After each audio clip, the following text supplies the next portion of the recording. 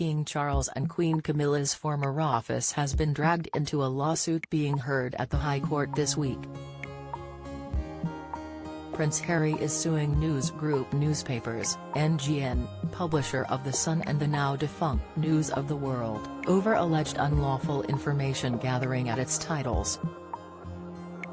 But NGN is asking Mr. Justice Fancourt to throw out his claim as well as the one brought by actor Hugh Grant, as it argues they have been brought too late. The publisher has settled numerous hacking claims in relation to the News of the World newspaper, but denies illegal activity at The Sun.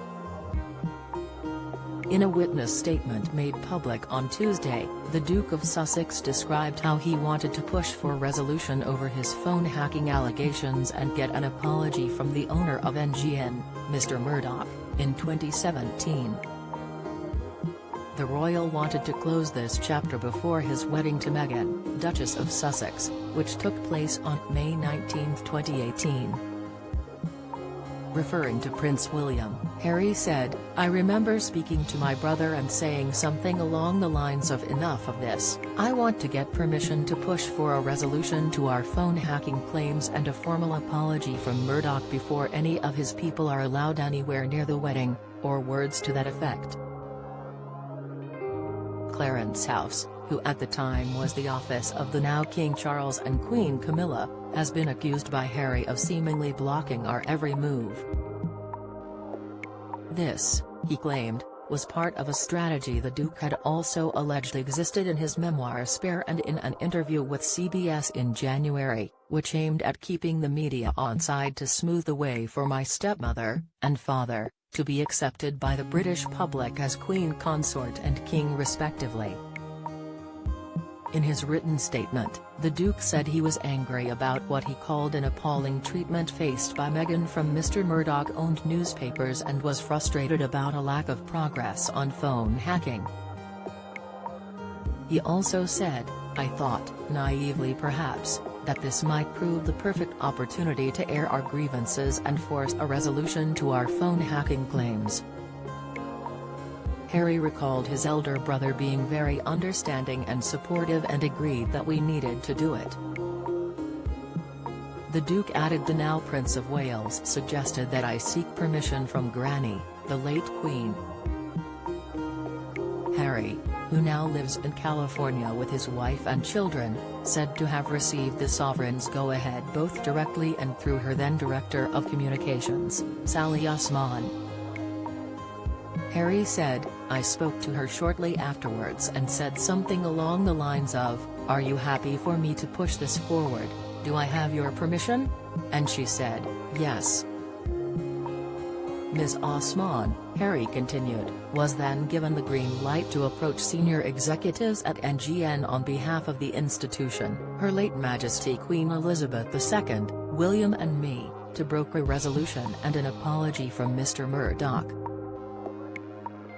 But Harry claimed that, despite my grandmother having given her consent, there was very little support from the Queen's private secretary, staff from Buckingham Palace and Clarence House. He added, "I remember one senior palace staff member saying that there couldn't be an apology to the Queen because she didn't have a claim." The late sovereign offered more support to Prince Harry in March 2018 following continued silence from News International, the parent company of The Times, Sunday Times and The Sun, the Duke said, by allowing a further note to be sent to Robert Thomson, CEO of News Corporation, and Rebecca Brooks, CEO of News UK.